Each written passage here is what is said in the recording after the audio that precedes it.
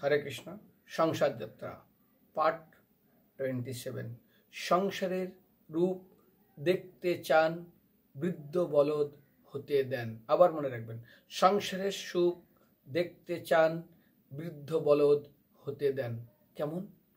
আপনি যদি সংসারের রূপটা দেখতে চান, বৃদ্ধ বলদ বলদ যখন যুবক থাকে, হাট্টাগট্টা থাকে, ভালো চাষ করতে পারে, ভালো কাজ করতে পারে, দেখবেন মালিক তাকে কত না আদর করে। তাকে প্রত্যেকদিন স্নান করায়, তাকে গা ঘষে দেয়, তার গলায় হাত বুলিয়ে দেয়, তাকে ভালো মন্দ খেতে দেয়, খাবারটা খুব সুন্দরভাবে জল দিয়ে ভিজাইয়ে তাকে দিয়ে দেয়, তাকে নিয়ে মাঠে চলে যায়, ঘাস কেটে নিয়ে এসে কোটার সাথে ভালোভাবে কেটে মিক্সিং করে তাকে খেতে দেয়, তার ভিতরে খোল ভিজিয়ে দেয়, কত কি দেয় রে ভাই।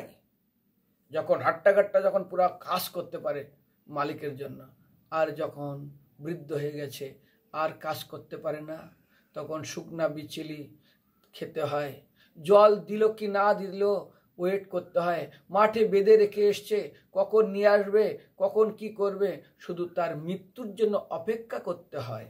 অনিচ্ছার সত্ত্বেও যেমন বৃদ্ধ বলদ কি করবে, লোকে বলছে এখন বিক্রি করে দিলে সারা জীবনও পালন করলো পিতার মতন, একে বিক্রি করে দেবে, বদনামের ভয়ে ওই বলদটাকে সে গৃহে রেখে দেয়। আর যখন অপেক্ষা করে কবে মারা যাবে, কোনো রকম তাকে বাঁচিয়ে রাখে, অল্প খাবার দিয়ে চিন্তা করতে থাকে কবে তাড়াতাড়ি বিদায় নেবে। এটাই হলো আমাদের সংসার রূপ দেখতে চান, বৃদ্ধ বলদ হতে চান। ঠিক তদ্রূপ আপনি সংসারের জন্য যখন এনেছিলেন, কত লোকের ভালোবাসা, কত লোকের প্রেম, কত লোকের স্নেহ, কত লোকের মমতা, কত লোক নিমন্ত্রণ করে, কত লোক গুণগান করে, কত লোক আপনার মাথায় উঠিয়ে রেখে দিল।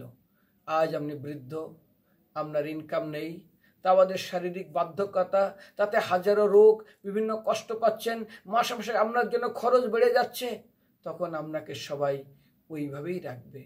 আমাদের একটা কথাই বলে, যখন স্বামী স্ত্রী বিয়ে হয় তখন স্বামী স্ত্রী 7 পাকে থাকে, প্রথমে তারা একসাথে থাকে, একটা সন্তান হয়, মধ্যে থাকে, স্বামী স্ত্রী একটু দূরে যায়, তারপর একটা সন্তান হয়, সেটা মধ্যে চলে, তারপর একটু দূরে যায়, এই করতে করতে স্বামী স্ত্রী একজন ঘরে থাকে আর একজন বারান্দায় থাকে। তারপর বাবা মাকে এই সন্তান 3 মাস, ওই সন্তান 3 মাস ভাগ করে নেয়, যাকে অগ্নিসাক্ষী করে 7 পাকে বিবাহ করাইছে, ছায়ার মতো অবস্থান করবে। একটা ব্যক্তি গেলে যেমন তাকে থেকে ছায়াকে আলাদা করা যায় না, ঠিক তদ্রূপ আজ কোথায় স্বামী স্ত্রী প্রথমে প্রমিস করেছিল প্রথম রাতে, তোমার দুঃখে আমি দুঃখী, তোমার সুখে আমি সুখী, প্রমিস আজ ভাগের মা। বাবা আমাকে ভাগ করে নেয় সন্তানরা, তুমি 3 মাস আমি 2 মাস, এইভাবে। তারপরে এই বারান্দায় থাকে মা, ওই বারান্দায় থাকে বাবা, তারপরে এই করতে হতে দূর হতে একদিন কোথায় চলে যায়। সেই জন্য বৃদ্ধ বয়স, আর তাতে যখন রোগাগ্রস্ত হয়ে যায়, কাশে, অনেক কিছু হয়, যে এত কষ্ট করে তাকে বাড়ি করেছে, সেই বাড়িতে না থেকে সন্তান বলে, বাবা তুমি কাশো, তোমার শরীর অসুস্থ, অনেক কিছু হয়, আমার বন্ধু বান্ধব হয়, নাতিপুতি আছে, তোমাকে একটা ওই বাইরে একটা ঘর বানিয়ে দিয়ে একটা ছোট করে দোল শিখানো ঘরে।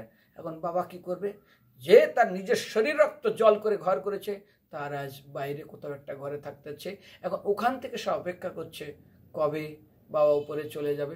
তাতে যদি বাবা বিছানা শয্যাশায়ী হয়ে যায়, তাতে যদি হাজারো রোগে রোগাক্রান্ত হয়ে যায়, তাহলে হরে কৃষ্ণ, নইলে আখের রস বেরোতে দেন।